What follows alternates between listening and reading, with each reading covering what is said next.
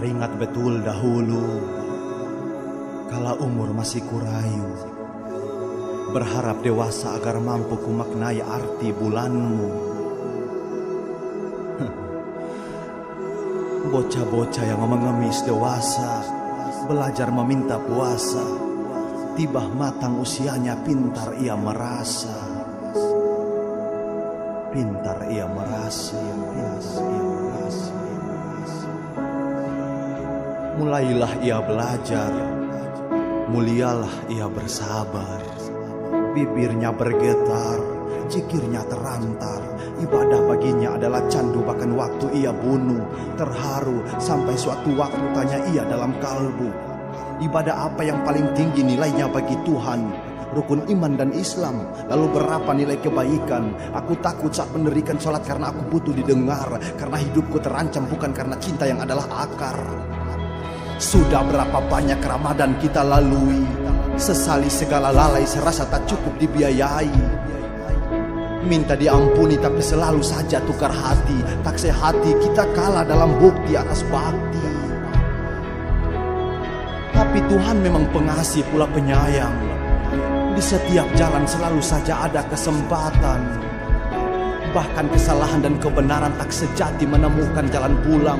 Sebab taatku hanya sebatas Ramadan yang sebulan. Aku ingat cerita kakek saat ibunda merawatku dalam rahim. Percakapan mahal yang interim, kata-katanya begitu halim. Peristiwa yang bukan lagi soal awal. Bagi mereka yang berakal, aku dan ibunda berbagi siang dan malam yang normal. Hingga keluarku suci bapakku memberi komando. Inikah kisah Ramadanku yang tersirat dan ditolak kebodohan.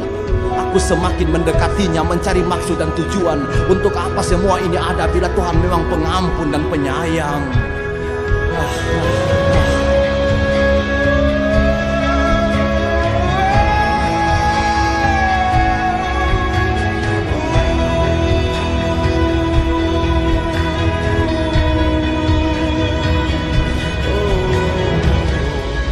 Malam-malam pengampunan, pikir kerdilku berkeliaran.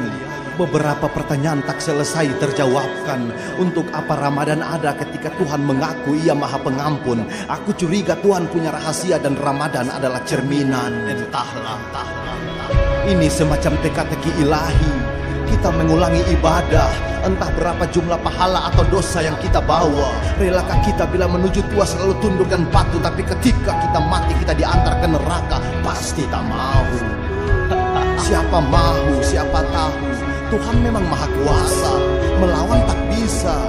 Dan kita mulai berpikir paksa, keluar dari definisi-definisi, lebih seriusi memaknai apapun itu. Sekalipun kita membaca kisah-kisah iblis.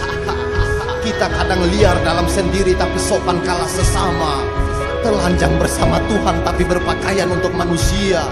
Lalu penghargaan apa yang membuat kita bangga bahwa kita adalah manusia yang paling rapi isi dadanya? Dan ini untuk de facto. Berhentilah kita menganggap pantas mewakili Tuhan untuk menjadikan sesuatu itu layak atau tidak. Bahkan seorang mubalik sekalipun hanya sebatas menyampaikan, bukan mengislamkan, apalagi menjanjikan kenikmatan surgawi.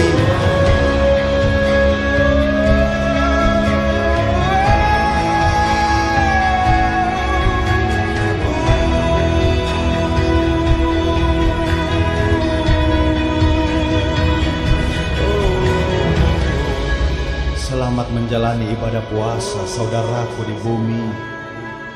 Semoga semesta meridhoi tiap tulus yang berangkat dari hati. Semoga ibadah kita tak sekedar gerakan pemujaan yang meminta surga dan kenikmatan.